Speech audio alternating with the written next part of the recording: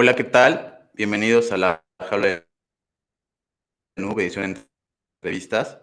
Y esta vez está con nosotros Ainhoa Guillén, que bien, pues nos viene a hablar de unas cosas muy interesantes del mundo de la ciberseguridad, del hacking, de la ciberinteligencia. Digo, de manera, compañeros del grupo Élite del Dato. ¿Cómo te encuentras el día de hoy, Ainhoa? Coméntanos un poquito. Bueno, pues me llamo Ainhoa Guillén y actualmente estoy un poco en dos vertientes. Estoy muy centrada en lo que es la Threat Intelligence y de hecho actualmente trabajo como la que dirige un poco el departamento de lo que sería Threat Intelligence de investigación de Cypher. Y luego también pues me gusta muchísimo la docencia y la divulgación. Así que también estoy trabajando mucho con esa parte de docencia, de speaker, de redactar artículos, ya que creo pues firmemente que hay que crear como cultura sobre la ciberseguridad que sea accesible para todos los usuarios, no solamente para los que formamos parte del gremio. Y bueno, tengo como ese objetivo ambicioso de dar a conocer cómo es el cibercrimen realmente y cómo actúa y cómo nos afecta a todos para que la gente de a pie pues pueda captarlo y pueda luego también tomar acciones contra ello. Al final pues creo que el conocimiento es poder. Bien, ¿podrías comentarnos cómo fueron tus inicios en este mundillo de la ciberseguridad? Si primero empezaste por la ciberseguridad o primero por la ciberinteligencia. ¿Cómo fue todo esto? Pues a ver, ya desde muy pequeña yo tenía como pasión por la informática, por todo lo relacionado con los ordenadores. De hecho, yo, por ejemplo, me tiré muchos años pidiéndole a mis padres un ordenador hasta la fecha de mi comunión, que fue como con 8 años, que ya por fin me lo regalaron. Y bueno, yo de pequeña ya, aunque esté mal decirlo, me pirateaba mis propios juegos, me descargaba mi música y gestionaba muchas cosas hasta de la propia familia, ¿no? Pues me pedían bájame no sé qué película o descárgame tal juego. Y yo pues como que me fui adentrando en eso de internet desde bastante pequeñita. Luego estudié criminología porque a mí una de las cosas que me gusta mucho es el análisis. Y de hecho eso también me pasa desde pequeña, ¿no? Que tiendo a analizar mucho todo lo que me rodea en general, pero las personas como de forma muy particular. Entonces decidí hacer criminología en lugar de informática, cosa que a mi padre le costó un gran disgusto porque él quería a toda costa que hiciera informática. Y entonces dije, ¿y si uno las dos cosas? Porque al final el cibercrimen está muy presente y une como ambos mundos. Entonces de ahí es cuando decidí especializarme y primero me hice un máster en ciberseguridad. Y ahí fue cuando, pues, había empezado a trabajar un poquito antes, justo recién salida de la carrera, pero a la vez, pues, me quise sacar el máster para seguir formándome y demás. Pero luego me empezó a gustar, yo tenía como a la gente de inteligencia justo detrás de mi mesa y las escuchaba hablar todo el tiempo y me giraba a veces, les preguntaba, oye, qué guay esto que estáis haciendo, tal, o oye, contadme más de esto y empezó como a llamarme muchísimo la atención. Y entonces ya fue como en mi segundo trabajo que ya directamente busqué directamente entrar en un departamento de ciberinteligencia porque fue algo que me encantó. Entonces, pues bueno, fue cuando ya comencé como a despegar la carrera de ciberinteligencia, porque realmente por ciberseguridad pura, he pasado como un año y medio más o menos. O sea que casi que entré directo a ciberinteligencia. Y bueno, pues desde entonces pues llevo unos 6 añitos más o menos dando guerra. Buenísimo, excelente. Eh, bueno, primeramente, Ainhoa, qué lindo tu nombre, qué lindo, la verdad qué lindo el nombre. Nunca lo había escuchado, como estábamos comenzando hace ratito, muy bonito. Y justamente, mira, me parece que como nunca lo había escuchado, seguramente cada uno siente que es único, ¿no? Ese nombre es único, ¿no? Debe tener una historia detrás, más allá de lo que significa, simplemente en qué pensaron tus padres para ponértelo, digo yo. Y de Pues pronto, con el curiosa. tiempo, ¿no? ¿Cómo fue eso? ¿Cómo se fue representando? Sí, sí, sí. Y si querés comentándolo, pero al mismo tiempo me lo, me lo complementás porque eso, mira qué interesante esto que acabamos de decir. Lo que pasa es que ahorita se me ocurrió lo siguiente, al ver tu nombre, te das cuenta que nosotros como personas nos consideramos únicas, pero ¿qué es lo que te hace único? O sea, yo digo, a ver, ¿A mí qué me hace único? Yo me podría plantear un sinfín de opciones en cadena. ¿Qué me puede hacer una persona que soy único o diferente a los demás? Yo digo, vos cómo me plantearías esto? ¿Qué le hace, qué te hace considerar que sos única? Más allá como persona en tu área laboral.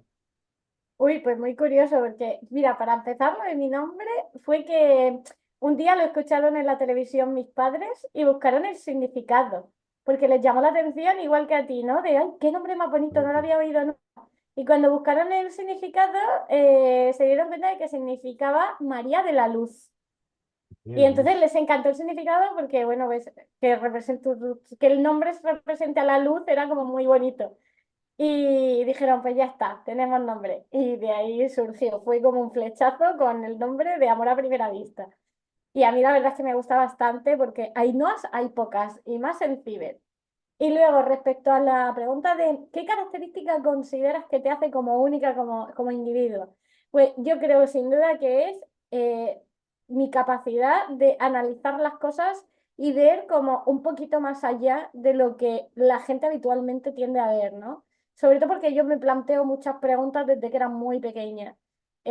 Siempre he estado preguntándome por qué esto, por qué lo otro. A mi madre la llevaba loca de pequeña de por qué sale agua del grifo, mamá. O sea, le hacía unas preguntas como que desde que era muy pequeña, mi obsesión era el porqué de las cosas.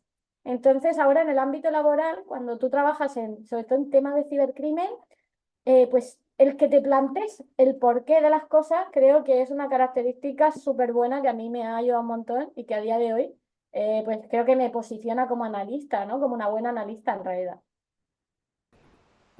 Bueno, yo quisiera preguntarte, ¿qué es la parte que más disfrutas de lo que haces? ¿Qué es lo que tú sientes que te motiva cada día para seguir adelante? O esos días que a veces uno tiene flojera que quieres ir acostado en la cama y uno dice, no, pues tengo algo que hacer, no hay que levantarse, que el tiempo no se detiene. ¿Qué es lo que a ti te motiva? Sí, claro, sí puedo saber. Sí, claro. Yo diría que es el saber las cosas. Es lo que a mí me tira muchísimo hacia adelante y hace que esos días, pues como tú dices, esos días que no te apetece hacer nada o que estás un poco más desmotivado, a mí me tira mucho para adelante como las curiosidades y las incertidumbres. Y oye, pues mira, parece que hoy ha habido no sé qué ataque. A mí me tira mucho para adelante el tengo que saber qué ha pasado. Necesito saberlo. O sea, y es lo que realmente me impulsa, ¿no? Yo siempre digo que soy como un poco cotilla y que eso también me ha ayudado, ¿no? Porque siempre quiero como meter la nariz en todos los asuntos y ver qué está pasando, quién está implicado, cómo ha sido. Y eso es sin duda lo que hace que vaya siempre hacia adelante. Bien, bueno, ahí me llama mucho la atención esta área de la ciberinteligencia, pero creo que algo que se nota mucho en este mundo es que las personas confunden lo que es el OSINT o el hecho de estar buscando cierta información sobre personas con hacer ciberinteligencia o incluso agencias como tal que están dedicadas a la ciberinteligencia. Sí veo un crecimiento de esta área también a nivel profesional, empresas que antes estaban dedicadas únicamente, por ejemplo, a las casas de antivirus o a cosas quizá que eran más como de creo un firewall o creo un mecanismo de protección, todas están avanzando hacia hacer estos Threat Intelligence Reports, empresas también muy importantes que están surgiendo únicamente dedicadas a hacer cuestiones que tengan que ver con ciberinteligencia. A mí me gustaría que explicaras un poquito más a detalle, por favor, qué contrastes puede tener para, sobre todo, la inteligencia de amenazas, a dónde nos puede llevar la ciberinteligencia, qué pasa si no la estamos aplicando, porque hoy en día, pues, a veces los ataques y bueno, incluyo a muchas empresas mexicanas y organizaciones, les llega el ataque y es mejor decir, pues sí me pasó, pero a veces un ligero comunicado no arregla las cosas. Entonces, ¿qué deberían de hacer con estos reportes? ¿O la ciberinteligencia a dónde nos lleva para luchar proactivamente contra las ciberamenazas? Vale, vamos a intentar dividir esto por partes para que quede todo lo más claro posible. En primer lugar, me ha gustado mucho lo que has comentado de que hay gente que confunde el OSINT con la ciberinteligencia. Y esto yo he intentado explicarlo en diferentes ocasiones. El OSINT es una herramienta para nosotros, es una metodología y un conjunto de herramientas con el que a nosotros se nos permite obtener información sobre personas o sobre empresas o sobre activos.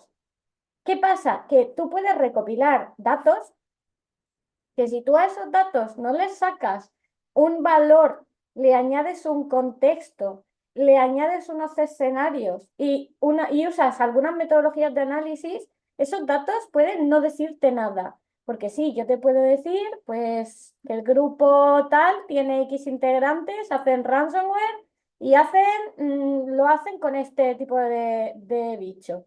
Y a una empresa dice, vale, pero ¿y qué? ¿A mí me va a atacar? ¿Tiene motivaciones para atacarme a mí? ¿Y si me ataca? ¿Qué va a pasar? Y en el supuesto de que lo haga, ¿cuál va a ser mi peor escenario? La ciberinteligencia entra ahí, a dar esa respuesta a todas esas preguntas, ¿no? Y esto es súper habitual. Mientras que el OSINT solo recopila esos datos, nosotros como que los cogemos, es como una tarta. El OSINT sería la harina, los huevos, la leche, el azúcar, y nosotros montamos el pastel y se lo llevamos al cliente bien apetitoso. Entonces, cuando hablamos de que la tendencia esta de que hay muchísimas empresas que están pasando a darle, gracias a Dios, más valor a todo el tema de lo que es la threat intelligence, tiene muchísimo sentido porque hemos llegado a un punto como de estancamiento que al final lo que estábamos haciendo en ciberseguridad hasta ahora no es suficiente. No es suficiente, ¿por qué? Porque podemos tener herramientas como firewall, EDR, antivirus, etcétera, etcétera, que sean súper buenos y súper costosos, pero luego basta con que haya unas contraseñas mal estructuradas para que un grupo cibercriminal coja, entre, te robe los datos y los exponga. Entonces, claro, la ciberinteligencia ha llegado ahí para estudiar, de decir, vale, vamos a pensar de cuáles son los targets principales, qué grupos te pueden afectar a ti, cómo podemos hacerlo para que no te afecten, ¿vale? Pues vamos a centrarnos en vez de, está muy chulo, hacer ejercicios, como yo siempre digo, de Red Team, que simulan ser APTs súper avanzados y que explotan vulnerabilidades rarísimas y técnicamente son súper top. Eso está muy bien, pero eso a una empresa mediana no le sirve de nada porque no es target de un ciberataque. Le sirve mucho más que diga, vamos a examinar tu política de contraseñas. Vamos a ver dónde tienes datos filtrados. ¿Tus correos corporativos, dónde se han registrado? ¿Salen del trabajo? ¿Se van más allá de lo laboral? Vale, vamos a echar un vistazo por plataformas como Censis o como Shodan a ver si tienes algo abierto por ahí por donde puedan entrar. Entonces, claro, nosotros nos estamos empezando a hacer necesarios en ese sentido por esta razón, porque vamos como a romper un poco el paradigma y a decir, voy a darte lo que es útil para ti, única y exclusivamente para ti, para la empresa Paco Martínez, para ti dirigido, no en un concepto como muy amplio y muy general que no aplica a todas las compañías. Sí, luego las personas que están muy metidas en este mundo de la ciberinteligencia, del OSINT, utilizan mucho estos sitios donde son publicados los leaks de las empresas del gobierno para estar, ahora sí que haciendo inteligencia, vaya la redundancia, inteligencia a los usuarios que están en dicho foro, ¿no? ¿Quiénes son los que publican? ¿Quiénes son los que los que comentan, etcétera? Ah, ¿tú qué opinas acerca de estos foros y que hay veces en los que, por ejemplo, ponemos lo que pasó con Bridge Forums muy recientemente, con Baphomet, ahora sí que con los administradores, con Pom Pom Purín, etcétera, que empiezan ahora sí que haciendo su imperio de estos foros de leaks, pero después ahora sí que les cae lo que viene siendo el FBI y otro tipo de ahora sí que fuerzas de la ley, ¿no? ¿Qué opinión tienes tú acerca de estos foros? Bueno, estos foros llevan existiendo más de 10 años, porque vamos, creo que de los primeros foros, bueno, el primero así como más famoso fue Raid Forum, que fue como el que se popularizó un montón y comenzó su andadura por allá por 2015. O sea que esto no es nuevo, pero es que antes de eso, pues estos links se compartían igualmente, pero por otras vías. De hecho, por ejemplo, hace poco estuve hablando con Twitter por un usuario que me dijo, oye, yo tengo más edad que tú Y que sepas que Knowledge.to ya existía antes de Ray Forum. Y yo, mira qué interesante. Incluso por canales de IRC se compartían ya estos leaks, ¿no? Que esto ha existido siempre, desde que empezó el tema del hacking a ser algo más común. Entonces, obviamente, conforme han ido cobrando importancia los datos y hay gente dispuesta a pagar por ellos, pues esto se ha convertido en un negocio. Y esto es así. ¿Qué pasa? Que en estos foros los cibercriminales al final encuentran el medio perfecto para llevar a cabo sus negocios. Pues ellos publican y buscan un comprador, o incluso hay canales específicos donde tú puedes como hacer peticiones de, oye, me gustaría tener datos sobre X empresa concreta, o me gustaría tener datos sobre X sector en X país, que también puede pasar. Y alguien se puede ofrecer a hacerte como el trabajo, ¿no? Entonces, esto tiene una parte buena y una parte mala. Una parte buena, que la ve mi parte más analista y profesional, es que a nosotros nos permite tener conocimiento sobre cómo operar y a tenerlos un poco controlados. Al final, cuando tú pasas mucho tiempo dentro de estos canales, sabes quién es quién, sabes quién es un peligro de verdad y quién es pues un charlatán. Sabes cómo se van a mover y sabes cómo, por dónde van a ir un poco. Entonces, está bien por ese sentido de que si operaran por canales menos disponibles para, pues no para el público, sino para los analistas, pues perderíamos un poco ese conocimiento y no podríamos realizar tareas de prevención o de anticipación. La parte mala, que obviamente pues se le da una publicidad a estos leaks, se le da una difusión y se le da pues toda, o sea, ya habéis visto los medios, por ejemplo, los medios van corriendo cuando hay algún leak así importante, ellos van corriendo a publicarlo. ¿Por qué? Porque genera público, genera atención y eso es lo que vende. Entonces, me parece que su existencia pues cada vez debería de ir a menos por esa razón. Pero es cierto que cuando cayó Bridge fueron los días que cayó, pues los analistas estábamos un poco como perdidos en tierra y un poco como decir, a ver, sabemos que hay otros foros y los tenemos vigilados y tal, pero como que se sintió un vacío de decir, una de nuestras fuentes principales se nos ha caído, ¿ahora qué? ¿Dónde se habrán ido? Hay que investigar a ver por qué no los canales se van a mover. Así que, pues bueno, tiene como ese doble punto un poco, por lo menos desde mi punto de vista. Totalmente. ¿Sabes qué me hace pensar? Me acuerdo había un loco, pues, un psiquiatra alemán, medio filósofo. ¿Qué apellidaba este hombre? Mm, Jasper, algo así, Jasper, ya. Me acuerdo que él hablaba de las situaciones al límite. Imagínate, a ver, ¿qué es una situación al límite? ¿Por qué va un poquito esto de la mano? Porque a veces nos vemos obligados a tomar decisiones difíciles que pueden ser trascendentales, ¿no? Y experimentamos angustia, sufrimiento, presión, nos jode la cabeza, nos jode la mente, ¿no es cierto? Entonces, y este tipo lo definió como una situación límite, como aquella circunstancia en la que nos enfrentamos a nuestra existencia de manera radical. Entonces, siguiendo este concepto, vos, en tu experiencia, en tu trabajo, te has visto en algún momento poder compartirnos, digamos, ¿no? Si enfrentaste a una situación al límite, así, y cómo hiciste y cómo la superaste. Uf, la verdad es que sí que he tenido un par que han sido un poco difíciles. Una de ellas fue por temas relacionados con la pedofilia y por motivos obvios fue bastante difícil. ¿Por qué? Porque pues se te revuelve el estómago, te dan muchas náuseas, te invade la rabia y yo lo decía, me dan ganas de coger un bate y salir a romper cabezas y hacer que esos cabrones no salgan de la tierra nunca más.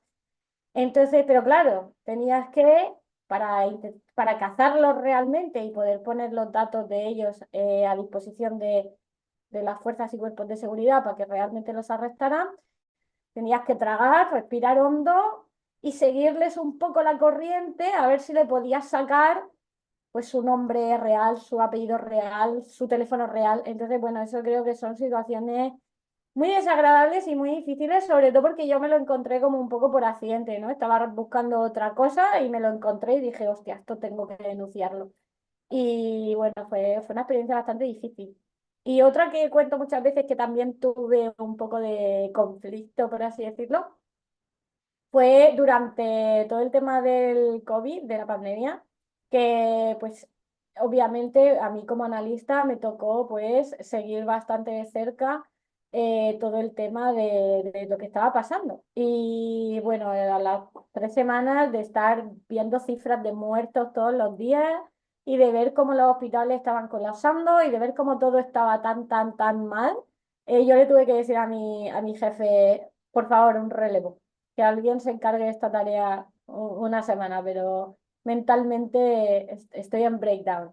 Gracias a Dios tenía un jefe maravillosísimo y me dijo, sin problema, ponte a hacer otras cosas que te gusten más y tómate ese descanso psicológico que necesitas. Pero fue difícil, fueron dos, yo creo que han sido las dos situaciones así como más al límite, ¿no? De que a veces dices, qué mierda, qué mierda. Pero bueno, se superaron. Yo aquí tengo una pregunta. Bueno, yo miré que tienes también conocimiento sobre el área de criminología y aquí mi pregunta sería de tú que, ya que tienes más conocimiento, ¿qué ideas o qué implementarías para poder llegar a que la ciberseguridad se tome ya más en serio? Bueno, acá en México no se toman muy en serio lo que es en el ámbito de las leyes, no hay leyes, no hay regulaciones, y es por lo mismo, porque el gobierno no le da mucha relevancia. Y tú, en base a tu conocimiento en el área de criminología, ¿qué crees que hace falta para que se tome más en serio en esto de la ciberseguridad? Muy buena pregunta, la verdad, muy buena. A ver, aquí tenemos un problema. Bueno, tenemos varios, de hecho. Primero es la escasa colaboración internacional que tiende a haber. Y es verdad que, por ejemplo, dentro de algunas agrupaciones de países aliados sí que se colabora bastante. Por ejemplo, hemos visto pues, muy buenas colaboraciones con el tema de Europol y la Agencia de Cibercrimen de Estados Unidos o el FBI, pero para operaciones como gordas, ¿no? Para cosas ya como, pues, como lo de Bridge Forum o como lo de Lockbit, etcétera. Pero en general me parece que un obstáculo es esa falta de colaboración, porque si yo estoy rastreando un criminal desde España y este tiene su sede o de donde está operando, está en Myanmar, ese país no va a colaborar contigo y vas a tener una puerta cerrada. Y el criminal va a estar allí en un paraíso asiático verde como un vergel con playas maravillosas siguiendo operando y siguiendo pues cometiendo estafas o cometiendo ransomware o este tipo de cosas. Entonces, ahí tenemos el problema de la falta de colaboración internacional, ¿no? De hacer un pacto donde todos colaboráramos para detener este fenómeno. Luego, por otro lado, está el tema del anonimato. Sí que se han visto, por ejemplo, que pues VPNs que han vendido los datos o servicios como el de ProtonMail que también los ha vendido, ¿no? Es decir, de que pues agencias así que o servicios que básicamente defienden el anonimato al final han cedido a las fuerzas y cuerpos de seguridad y han revelado los datos que éstas necesitaban. Pero igualmente sabemos que hay muchísimas formas de mantener el anonimato en Internet, ya sea es que tienes 100.000 medios y cuando una VPN de confianza cae, surge otra, y cuando esta cae, surge otro medio, y cuando no, pues siempre queda Rusia, ¿no? Que es como pues el hogar donde salen este tipo de servicios que al final son como irrastreables y que sabes que no van a colaborar contigo de ninguna manera. Entonces, si juntamos esas dos cosas, los países no cooperan entre sí y las personas mantienen su anonimato porque hay servicios que están diseñados específicamente para eso, ¿cómo vamos a luchar contra el cibercrimen si es que no tenemos armas? Entonces, ¿qué haría falta? Es muy buena pregunta, pero sería como extrapolarlo a ¿qué haría falta para erradicar el crimen de la Tierra? Cambiar al ser humano. Es que es algo que creo que no tiene ninguna opción de que esto se pare y desaparezca. ¿Por qué? Porque en la propia naturaleza del ser humano van implícitas una serie de cosas que nos hace delinquir y que nos hace no cumplir leyes sociales y que nos hace no ser empáticos con hacer el mal al vecino. Entonces, para que realmente el cibercrimen fuera erradicado, prácticamente lo que habría que erradicar serían los humanos.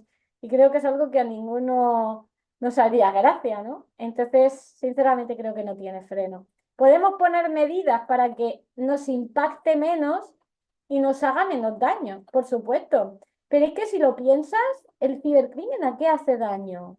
A la economía. Realmente, como no se está cobrando vidas, no hay un daño material, pues creo que es uno de los motivos por los que nadie se lo está tomando como demasiado en serio. Al final es una transacción económica. Bien, me llama mucho la atención esto que mencionas del combate al cibercrimen. Nosotros hemos estado involucrados en ese tipo de tareas. De hecho, ahorita acabamos de recibir un ataque de DOS. Ya logramos salir de ese ataque, pero son ataques tirando a matar, así es la verdad, la palabra como tal. Fueron 7 terabytes en menos de 3 días, muchísimo tráfico. Lo generan en base a las plataformas. Con esto quiero hacer un énfasis en lo que dices tú de la colaboración. He tenido problemas, por ejemplo, de reportarle a Amazon que tiene servidores de phishing o que tiene servidores negativos y tardan tiempo en bajarlos. O sea, a veces es denigrante la postura de uno como profesional de ciberseguridad, porque esto ya es una cuestión internacional. A ellos no les importa si eres mexicano, si eres latino, si eres de España, si eres de Estados Unidos. Es como tenemos demasiado trabajo, somos Amazon.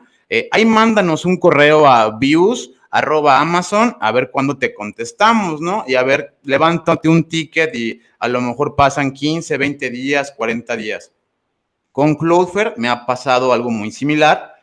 Finalmente lo recomiendo y lo sigo usando, pero cuando te atacan demasiado en una plataforma, ya te conviertes como en como si fuera un APT o como si fuera un Advanced Persistent Threat, incluso para una empresa como Cloudflare o una empresa de hosting, si es que tu sitio es muy atacado. La colaboración es primordial por el aspecto de que antes habíamos recibido como rechazos. Esta vez escalamos hasta el jefe de seguridad de Udo, o sea, el CISO, y pudimos hacer una CDN para poder hacer algunas cosas adicionales, pero siento que no todas las empresas tienen esta virtud de tener un CISO o tener una persona especialista en ciberseguridad.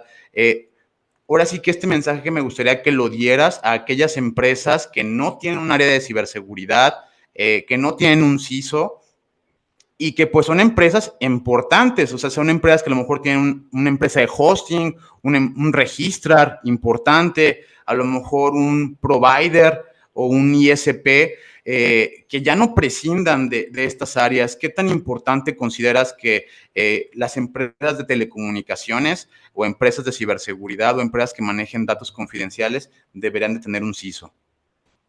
Hombre, por supuesto, me parece algo que es vital y fundamental respecto a lo que comentas. Es verdad que yo también lo he sufrido y es lo que tú dices, que cuesta muchísimo cuando requieren de ese tipo de ayuda, ¿no? Y que, vale, que sí, que pueden recibir un volumen de tickets altísimo. Pues mira, lo mismo debes que contratar más gente y que vayan solucionando las incidencias, y es totalmente legítimo. Y respecto a la figura del CISO, ya no solo para las empresas de telecomunicaciones, que eso pues me parece algo que es fundamental, y a veces yo también me cabreo mucho cuando veo que no tienen un departamento de seguridad, porque es como estás siendo el proveedor de internet y de alojamiento de un montón de cosas que probablemente sean ilegítimas y que te van a poder meter en un montón de procesos judiciales e incluso con otros países a nivel internacional. ¿Cómo no tienes una postura de seguridad que gestione todo esto?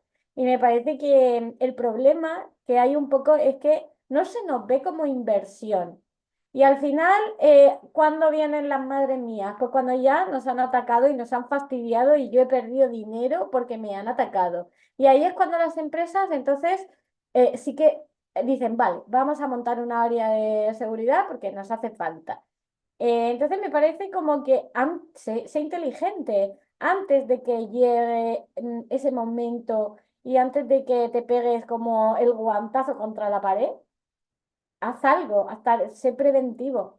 Entonces, ese es el mensaje que yo lanzaría, que hay que ver la ciberseguridad como una inversión, porque cuando ya te ataquen, por ejemplo, hay un estudio que decía que el 70% de las pequeñas empresas después de un ataque tienen que cerrar su negocio.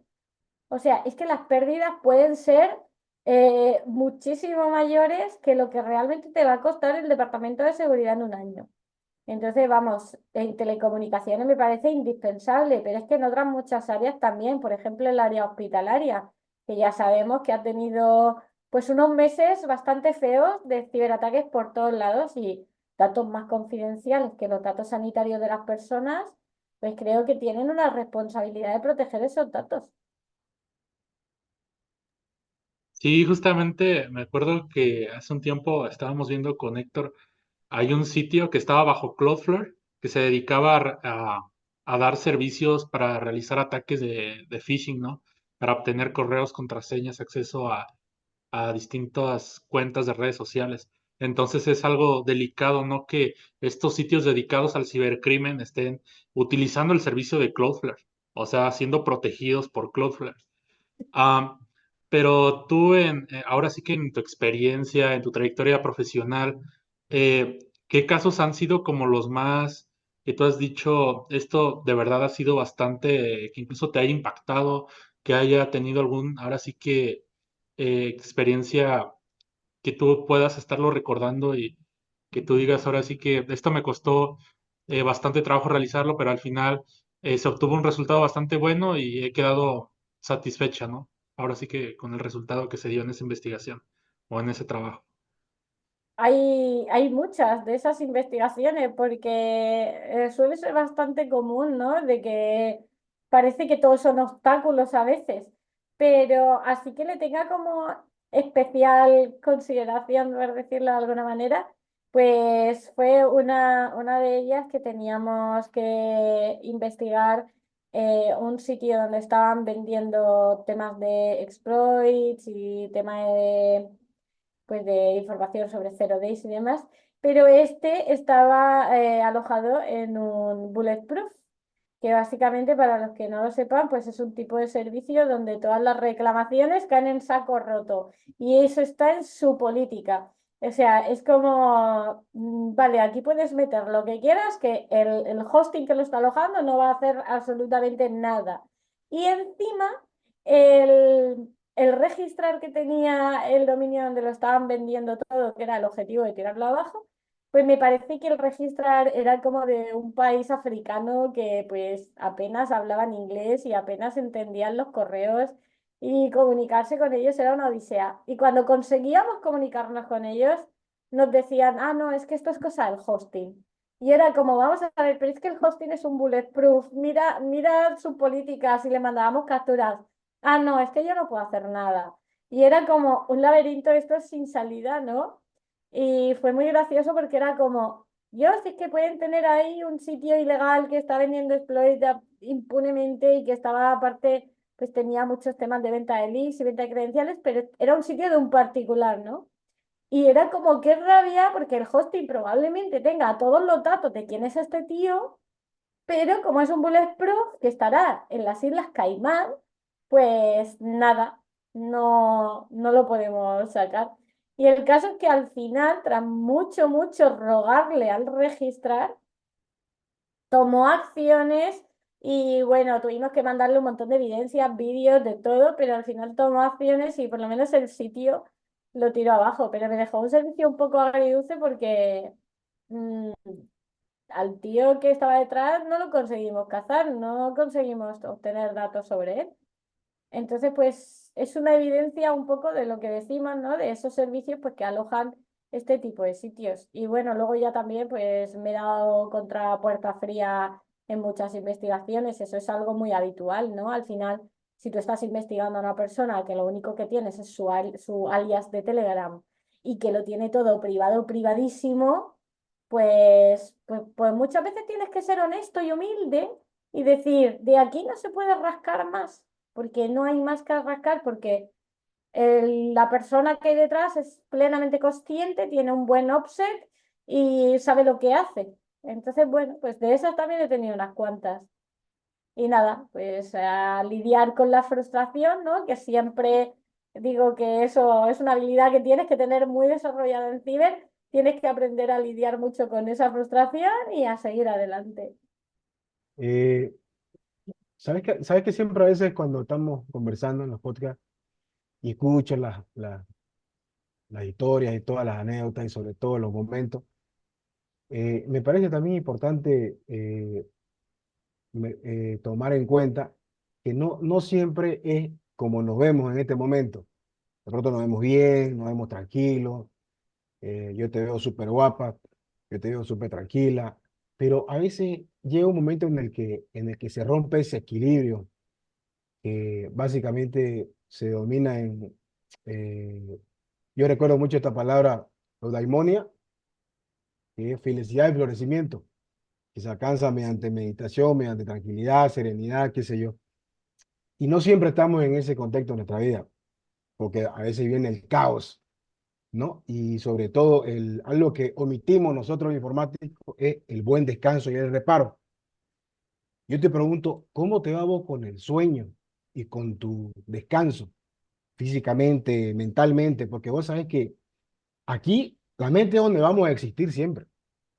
Lo que está acá, no hay tales de Mileto. Aquí podemos ser genios, podemos hacer lo que vos querrás, pero los momentos duros que podemos tener primero ocurran acá y después se expresa por afuera, ¿no? Y a veces es algo simple, a veces son temas, obstáculos, son momentos que no pudiste superar, son momentos que te bloqueaste, Porque yo creo que siempre hablamos de las cosas buenas. Vos te animás a comentarnos una experiencia donde te has sentido, no sé, de pronto no dormiste bien, no te sentiste en tu más elevada capacidad y tuviste algún tema X, qué sé yo, pues, ¿no? Sí. Si querés, puedes compartirnoslo. De hecho, por ejemplo, lo cuento bastante a menudo así a mis amigos, si lo saben y demás, que yo tuve una época en donde estuve trabajando en un ambiente laboral muy tóxico, muy tóxico, y yo sufrí un burnout terrible. Empecé a tener problemas digestivos, empecé a tener ansiedad, me encontraba fatal. O sea, es que no estaba ni a un 10%, pero porque realmente emocionalmente lo estaba pasando bastante mal. Bueno, yo tenía un jefe en aquel entonces que trataba fatal a sus empleados, les hablaba fatal, les insultaba, gritaba, bueno, todas las peores prácticas que os podáis imaginar. Entonces, bueno, ya después de haber tenido que ir al médico como durante 3 meses, tuve que ir varias veces porque todo mi sistema digestivo se descompensó. No dormía. Mira, yo llegaba los lunes y de camino al bus que me llevaba al trabajo, yo iba llorando porque no quería ir a trabajar por no soportar la presión que estábamos soportando. Entonces, esto me pasó hace ya muchos años, pero ahí tomé la decisión de que a mí no me iba a amargar un trabajo.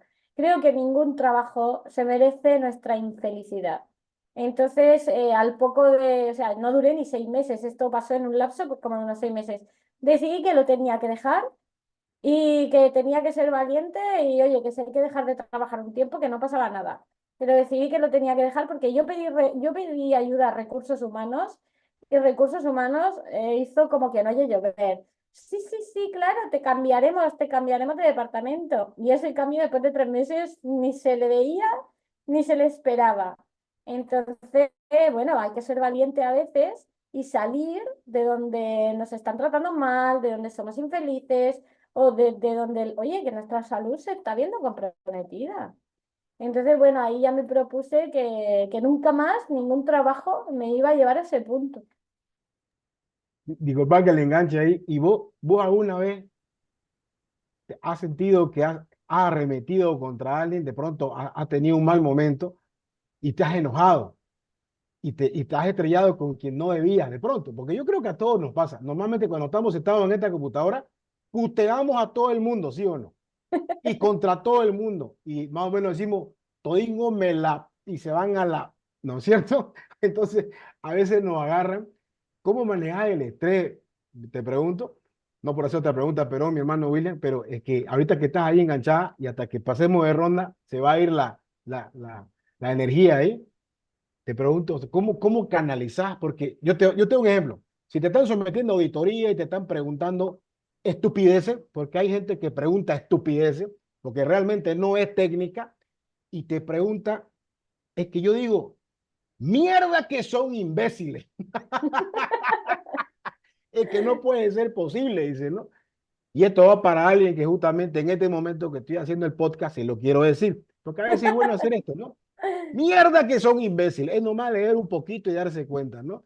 Ahora, ¿te ha pasado eso de tener que decir esta palabrota que, perdón con todo mi compañero, no quiero que la digas, pero sí, podés sentirte en libertad de hacerlo, porque para eso esto, para expresarse, donde decir, ya puede, querido, ayúdame a que te ayude, y donde tengas que tragar saliva y de manera ubicada decir, por favor, ¿será que tú puedes revisar de nuevo en vez de contando algo de esa experiencia, por favor?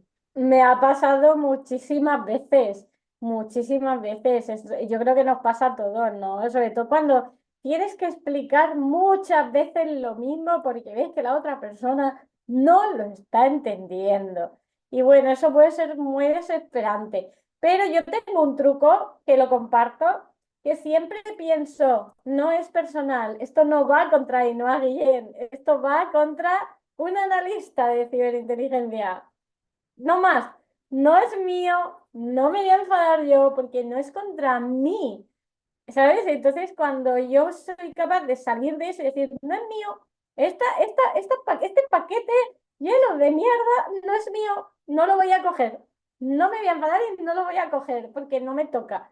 Entonces, pues ya se hace más fácil, porque es como que a veces nos sentimos atacados como si la empresa fuera nuestra. Y como si, ala, van contra nosotros. Y no, realmente no es así. Normalmente, pues la gente pues tiene muchas circunstancias. Pues, oye, que puede que no te enteres porque, como tú dices, no soy técnico. O puede que no me entere porque hoy no estoy en mi mejor momento. Entonces yo trato de pensar de que hay muchas circunstancias que pueden influir y que como no es contra mí personalmente, pues no pasa nada. Y al final eso me ayuda un montón a gestionarlo y a evitarme muchos enfados.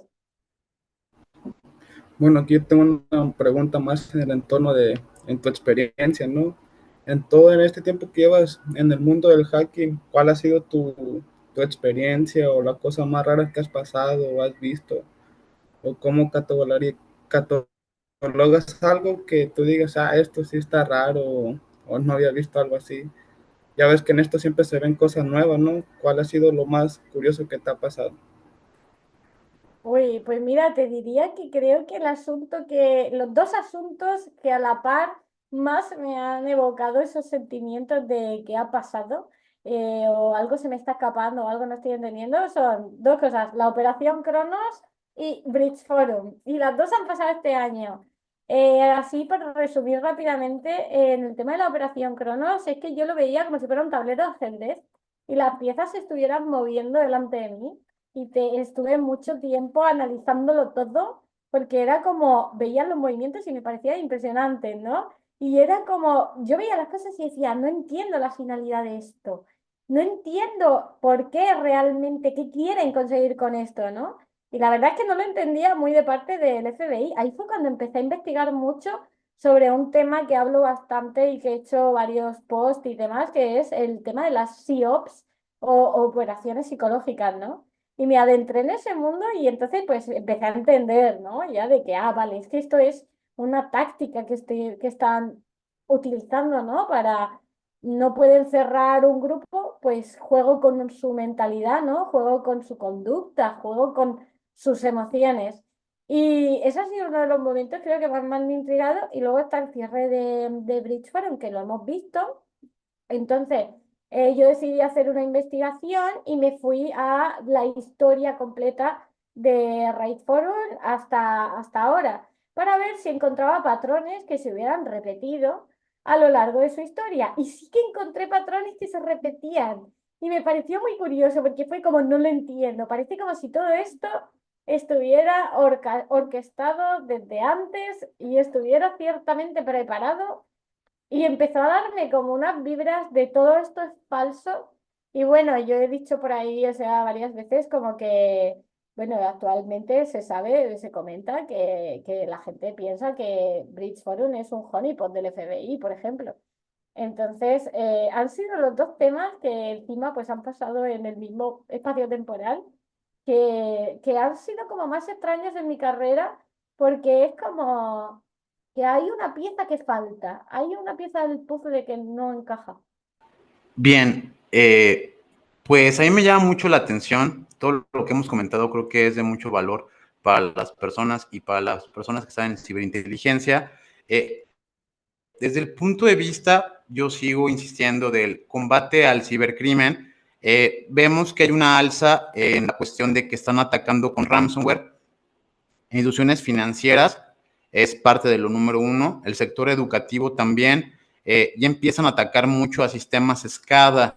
Sé que no muchas personas conocen lo que es un sistema SCADA o de alto rendimiento. Por lo menos aquí en México se maneja mucho en lo que es, por ejemplo, Pemex, que es una empresa que controla el petróleo en México y la cuestión de hidrocarburos. También sé que se maneja algo en CFE, que son los que manejan la luz eléctrica. Pero me gustaría que explicaras un poquito el contraste que podría tener cuando esto pues no se controle. Yo, al igual que tú, creo que algunas cosas estamos todavía en tiempo de controlarlas. Por suerte, el sector privado, el sector financiero, por más que se sientan muy, muy atacados, pues no están todavía ahora sí que a la deriva o han construido algo de infraestructura con lo largo de los años que les permite de cierta manera a lo mejor tener algo de monitoreo, algo de protección, pero veo áreas que están muy desprotegidas y muy lejos de poder obtener siquiera algo cercano a lo que sería estar un 30% seguro o 50% seguro. Veo muchos SCADA, muchos PLCs, mucho código obsoleto, muchos servidores web ya bien obsoletos, código que es programado en Python, a los que ya lo conocen como tipo Python versión 2 o versión 2.1, cuando ya pasamos a más de la 3.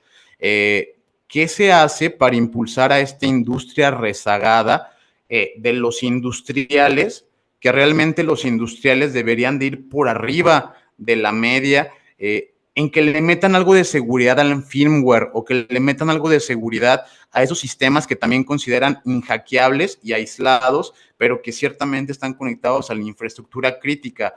Y pues también me gustaría saber cuál es tu opinión real, o ya sea negativa o positiva, que obviamente creo que será muy, muy negativa, pero del ciberterrorismo. ¿Qué consideras, cuándo consideras que un ciberdelincuente ya se está saliendo del carril? Pongo un ejemplo, por ejemplo, aquí de México, ¿no?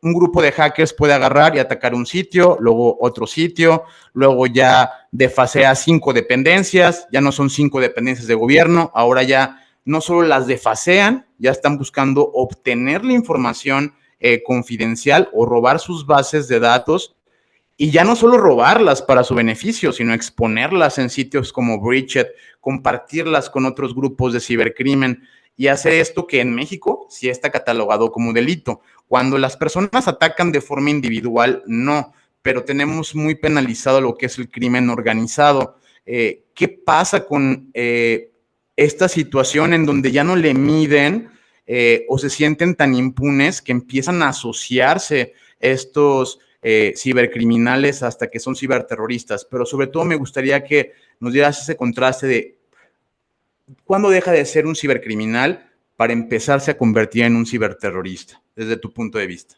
Gracias. Vale, a ver, por partes. Primero el tema de la industria me ha parecido súper interesante porque justo ahora estoy llevando a cabo una investigación que todavía no la he publicado, pero estoy en ello, que es sobre cómo los ataques ciber pasan al plano físico. Y, por ejemplo, uno de los ejemplos que me ha servido para impulsar esta investigación fue un suceso que hubo en una planta de Irán, donde unos cibercriminales o ciberterroristas, como tú dices, tomaron el control de acceso a la planta y consiguieron, mediante haciéndose con el control de precisamente componentes industriales, como lo que has comentado, pues consiguieron, primero por megafonía, avisaron a todos los empleados de que salieran de la fábrica porque iban a prenderle fuego. Y entonces, mediante la manipulación de estos fueron en este caso, como era una planta de metalurgia, eran controles que controlaban las temperaturas de la fusión y tal de los aceros, consiguieron prenderle fuego real a la fábrica.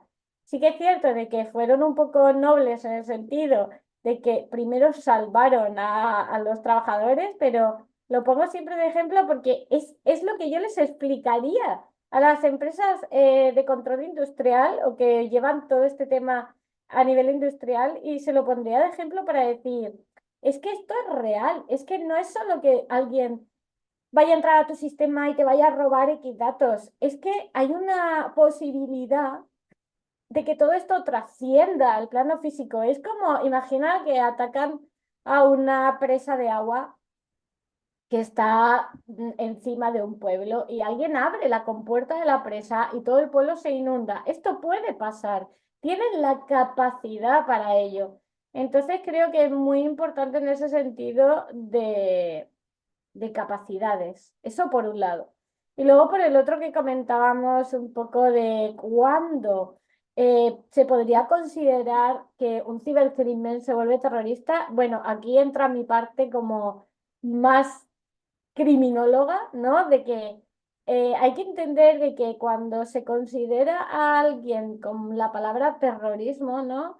Es porque realmente tiene una motivación religiosa, política o social muy fuerte, que es lo que le lleva a atentar contra la sociedad. ¿Qué pasa que en el plano ciber? Que normalmente observamos que esta motivación realmente es económica en su mayor parte. No existe un fundamento que pueda avalar la palabra terrorismo implícita en este tipo de ataques. Pero sí que hemos estado observando, por ejemplo, en todo el tema de la guerra de Rusia contra Ucrania, que sí que empezaron a surgir grupos que podían ser considerados como ciberterroristas, porque realmente lo que estaban haciendo era atacar en pos de una motivación y posición política. Entonces creo que es fundamental que analicemos esto y que veamos pues de dónde viene la motivación de este tipo de personas. Otra cosa muy diferente es el tema de la organización criminal. La organización criminal, en cuanto se dé una asociación de 3 o más personas que ya van a pasar a colaborar para realizar un ataque, entonces ya estamos hablando de otra cosa, ya estamos hablando de crimen organizado, ¿no? Las cyber gangs o como queráis llamarlo, y eso ya me parece muchísimo más grave, porque obviamente cuando las personas se agrupan, se asocian, tienen una mayor capacidad. Y eso es algo que sí que pasa de forma constante, pero ya os digo que yo el criterio que seguiría utilizando es la motivación y el por qué lo hacen, que creo que es lo que nos va a dar un concepto diferenciador sobre todo. Bueno, justamente te iba a preguntar sobre el tema de la obtención de información de usuarios por medio de redes sociales y estaba viendo justamente ahora en Facebook que en el nuevo foro de Bridge Forums, que muy probablemente es un honeypot, ah, justamente se acaba de publicar una nueva base de datos de Facebook, de usuarios de Facebook, de justamente del 2024, ¿no? Es bastante interesante cómo es que todos los días van saliendo a nuevos leaks a la luz en distintos foros, ¿no? Ah, pero justamente esto, ¿cómo, em, para plantearte mejor mi pregunta, cómo puede ser utilizada las redes sociales como fuente de información para la ciberinteligencia? ¿Cómo es posible ahora sí que obtener información de ciertos usuarios en Facebook? Por lo que ahora sabemos, ya ves que cambian, ahora sí que las políticas de seguridad, las políticas de privacidad, etcétera. Un ejemplo, pues es Facebook, ¿no? Que ahora ya es más complicado obtener información de los usuarios. Pero sí, coméntanos sobre eso. Pues mira, precisamente todo el tema de la privacidad en redes sociales a veces es un tema en el que nos ha como perjudicado casi más que ayudado a veces, porque cuando estás investigando a alguien y dices, por ejemplo, pues como han limitado, ¿no? Los datos que se pueden obtener y es como, jolín, me están dificultando la investigación al final. Pero bueno, quitando eso, que creo que al final, pues, esto es el eterno debate, ¿no? Privacidad versus libertad, pues lo típico. Quitando eso, a mí, por ejemplo, sí es cierto que creo que Facebook es una de las plataformas que menos se utilizan en el área en la que yo investigo, ¿no? Porque, por ejemplo, sé que para estafas digitales sí que es muy utilizada, pero para todo el tema ya de agrupaciones de crimen organizado y tal, que es donde yo más suelo investigar, no se utiliza tanto, pero sí que se utiliza, por ejemplo, muchísimo Twitter, que ahora, bueno, creo que es X. Sí que se utiliza un montón, entonces teniendo unas buenas herramientas que puedan ayudar a monitorizar la plataforma y a detectar, pues, cuando se mencionan ciertas palabras o expresiones, puede ser bastante útil. Y luego, por ejemplo, aunque no es una red social como tal, pero luego tenemos Telegram. Telegram, bueno, todo el mundo que se dedica al cibercrimen sabe que Telegram es el canal de obtención de información por excelencia. Es una pasada y contar con conocimientos y con herramientas que te permiten investigar dentro de Telegram y te permitan acceder a información que está en grupos o a acceder a usuarios que pues te interesa abordarles por X motivo, también creo que es súper útil.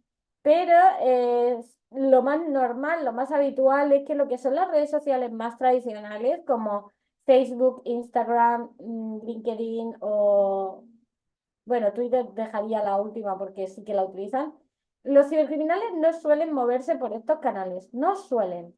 Aunque bueno, luego siempre está el típico que pues se cree invencible y que se cree que nunca jamás lo van a pillar y que se cree como wow, que luego cuelga sus hazañas en Instagram y con sus fotos y con su información personal. Y es que se le pilla en 0, y a los 3 meses está en la cárcel. Esos casos son los menos habituales, pero también se han dado. Esos son muy satisfactorios porque sabes que con 3 búsquedas lo tienes resuelto. Es muy satisfactorio, pero rara vez pasa, desgraciadamente. Así que es útil, sí, pero no es la panacea, no es lo más útil del mundo. Está bien tener esos conocimientos, pero digamos que hoy en día está bastante más limitado de lo que parece, por lo menos las grandes redes sociales, las más convencionales. Totalmente. Y te hago una mirada, una dinámica. Vamos a hacerlo entre yo, el cortito. Yo te voy a decir, pero te animás, si no es una dinámica cortita. Son 3 palabras, ¿vale? Bien, Ya. Si querés, yo empiezo. Vamos a hablar de 3 virtudes y 3 defectos. ¿Te parece? perfecto. Siendo súper honesto, ya yo empiezo. Voy a hablar por uno de mis defectos. Eh, a veces me cuesta llegar al grano rápido y balbuceo mucho.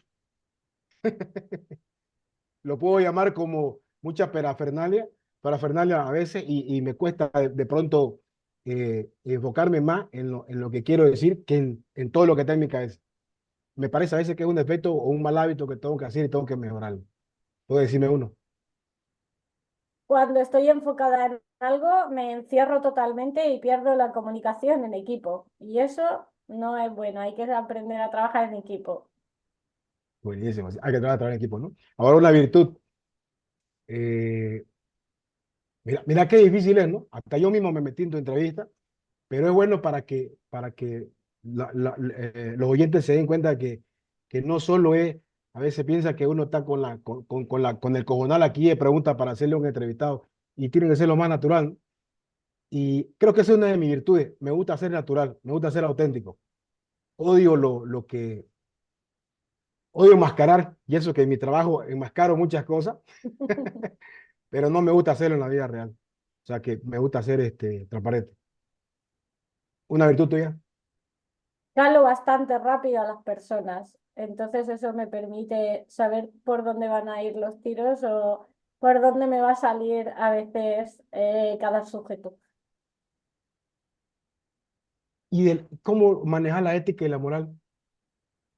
Uf, paso palabra, no lo sé, no sé cómo la manejo. A veces siempre te sientes caminando sobre la línea, ¿no? Entre lo blanco y lo negro. Y bueno, yo pues soy buena persona, no me gusta que le hagan daño a otras personas. Entonces me ancla mucho el saber que, aunque tú lo veas como una inocente brecha de datos, al final ellos van a coger y van a estafar al abuelito, al que a lo mejor le van a robar el poco dinero que tiene en su cuenta, ¿no? Y eso me mantiene anclada, lo manejo con ese tipo de pensamiento. ¿Y vos crees que cuando de pronto uno como una persona ética o que se considere bueno, mira esta premisa, yo me considero bueno, me considero una buena, no le hago mal a nadie, ¿no? Bajo ese concepto, ¿no? Y de pronto veo que alguien está haciendo algo malo, entonces yo quiero agarrar y decir, si yo tengo la capacidad de poder castigar eso o joderlo, ¿valdría la pena? ¿Me hace sentir mejor? ¿Te ha tocado esa situación? Sí, y me han preguntado muchas veces, ¿el fin justifica los medios? Y para mí, aunque suene muy tirano, es un sí rotundo. Porque si tú jodiendo algo puedes evitar que le hagan daño a muchos otros, adelante, sin piedad. Porque al final es un poco lo que también te hace tener tu conciencia tranquila, ¿no? Es decir, pues yo voy a hacer todo lo posible porque sea la policía quien te meta a la cárcel, pero si yo puedo acelerar ese proceso, si puedo darle a la policía mejores datos para que vayan más rápidos y sean más efectivos, o si puedo tumbarte un sitio web para joderte y que no lo uses, sí, dale, dale, adelante. Me parece Correcto. legítimo. Para mí, por lo menos, sí que es una justificación. Excelente. No esperaba menos. Buenísima respuesta. Por eso vamos a darle, Héctor, a esos cabrones que están jodiendo hoy. Y o no, lo vamos a dar sin luz eso. Está bien justificado. Dale, William, mi hermano. Sí, sí. Bueno, aquí una pregunta más relacionado a tu campo, ¿no? ¿Qué papel juega la psicología en la comprensión del comportamiento humano, en la anticipación de, pues no sé, de movimientos maliciosos? ¿Y cómo se integra la comprensión de análisis en la ciberseguridad? O sea, en la ciberinteligencia, pues, en el ámbito de la psicología, sobre lo que hablábamos hace rato, sobre los patrones que suelen tener los cibercriminales. ¿Cómo es que qué papel juega la psicología en esa área? Bueno, para mí esto es parte de mi secreto también un poco como analista, ¿no? Y para mí juega un papel fundamental porque al final, mira, todos los humanos nos movemos por ciertos patrones o ciertas funciones psicológicas. Si tú las entiendes y sabes de dónde pueden venir y sabes cómo se han construido, puedes perfectamente manipular eso. Incluso puedes interceder o incluso algunas personas se las puede hasta rescatar. Entonces, para mí es fundamental porque, bueno, por ejemplo, mira, os cuento así cositas rápidas que pueden ser muy útiles. Determinar la motivación. Con eso ya vas a poder atajar a un cibercriminal de forma muy rápida. Si tú sabes que se mueve por ego, lo vas a atajar de una manera. Si tú sabes que se mueve por necesidad económica, lo vas a atajar de otra. Y si sabes que se mueve por llamar la atención, lo puedes atajar de otra. Eso es súper importante. Luego, por ejemplo, también he hablado mucho de la teoría coste-oportunidad. Si ellos hacen un balance entre si me pillan, me va a costar esto, si no me pillan, gano esto. Si la balanza del ganar de la oportunidad está más alta, ya sabes que van a delinquir. Entonces, tú puedes hacer antes que ellos ese análisis y saber si lo van a hacer o no, porque sabes dónde se va a inclinar la balanza. Y el ser humano tiende a hacer mucho de forma inconsciente ese coste-beneficio.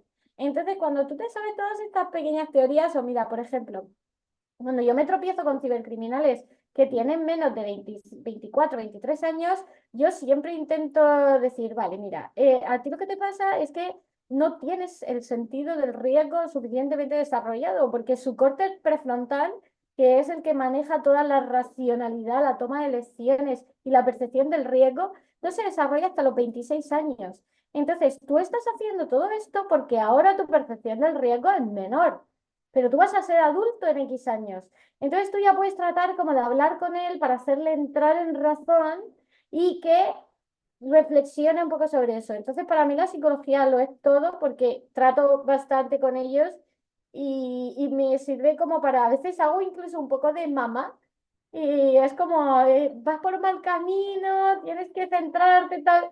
Y entonces creo que en ese sentido es bastante útil porque también me puedo mostrar muy empática con ellos.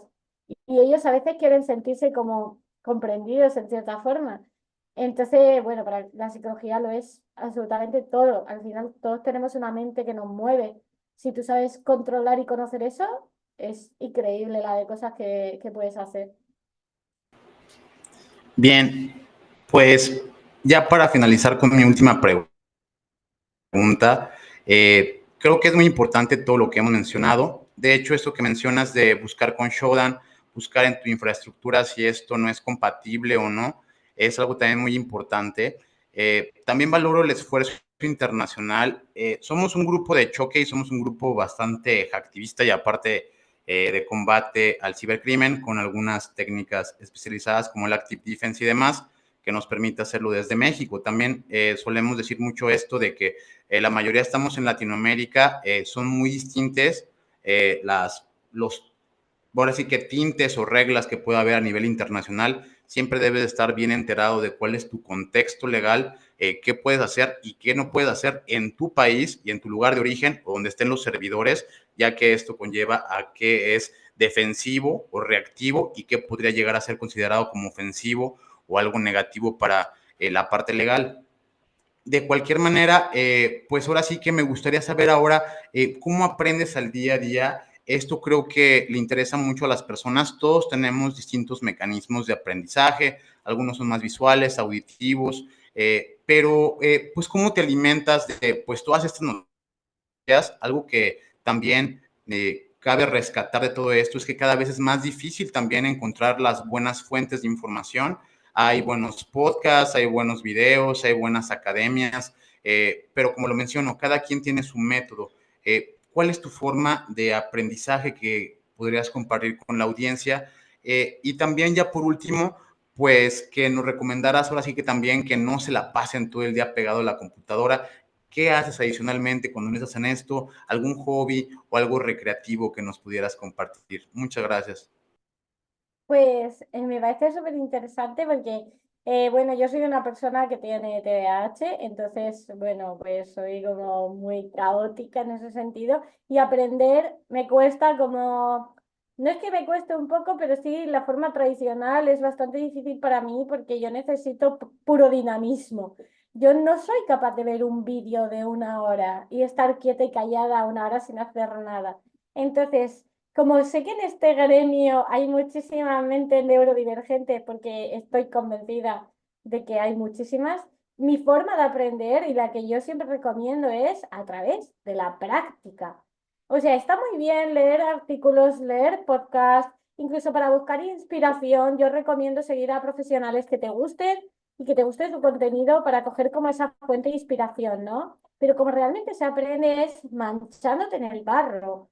Cógete un tema, investígalo, inténtalo, créate una cobertura, habla con actores, créate una cuenta en el foro que quieras, interactúa, abre posts, abre hilos, habla con este, habla con aquel. Cógete un malware, mételo en una sandbox, entiende la sandbox.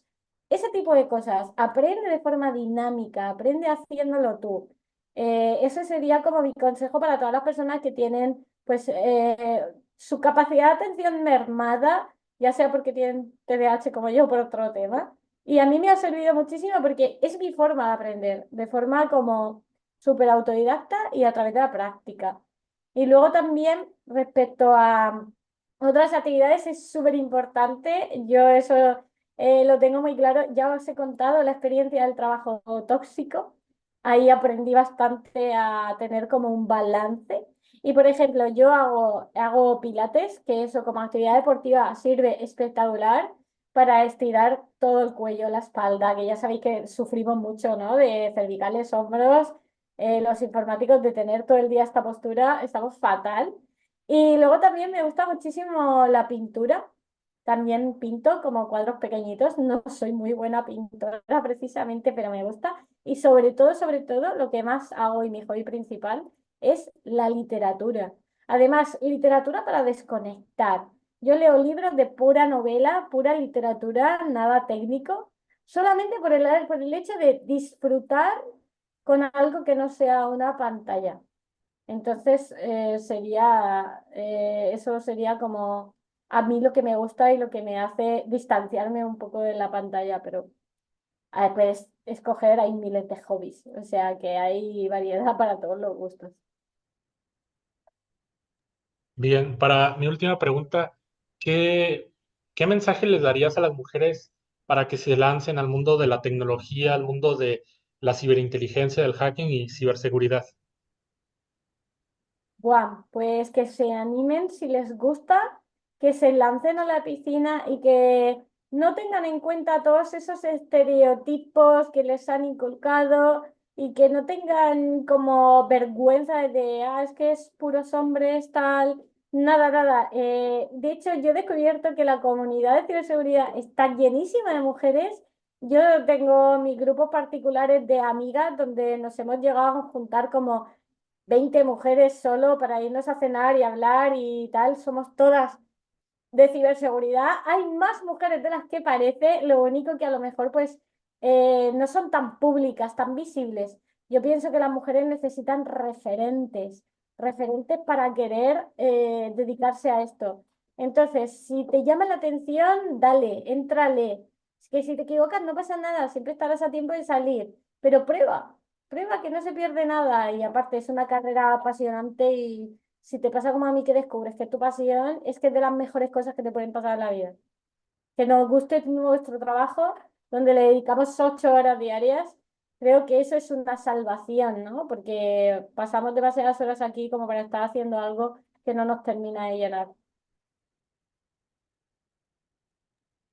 Buenísimo, totalmente excelente. Y ahora quería, este es tu momento. Esto es libre, no te quiero preguntar nada. Quiero que vos nos digas algo que no te hemos preguntado o algo que de pronto no has tenido la oportunidad de decirlo al mundo. No, mentira, yo sé que sí. Pero de pronto ahorita donde de pronto tener la oportunidad de poder, hasta si querés expresarte con alguien que te empute, que querés decirle algo, decíselo ahorita. O si querés darle las gracias a alguien, también podés hacerlo.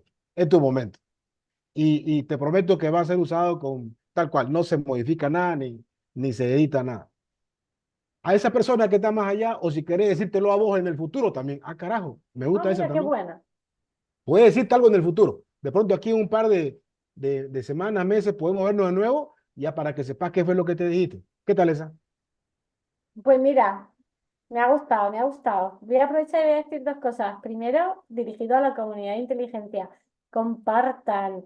Compartir es súper importante entre nosotros. Hay que dejarse de rivalidad y de pensar de, no, es que si te comparto este dominio, tú vas a saber lo mismo que yo y entonces yo voy a ser peor. No, no, compartir es lo mejor que podemos hacer porque nos enriquece como profesionales. Si alguna vez yo pongo algo de algún leak, de algo, lo que sea, un onion, háblenme por privado si quieren el enlace, yo se los paso porque yo comparto todo. Creo que estamos en un error pensando que no hay que compartir. No, es un error. Tenemos que unirnos porque la unión hace la fuerza.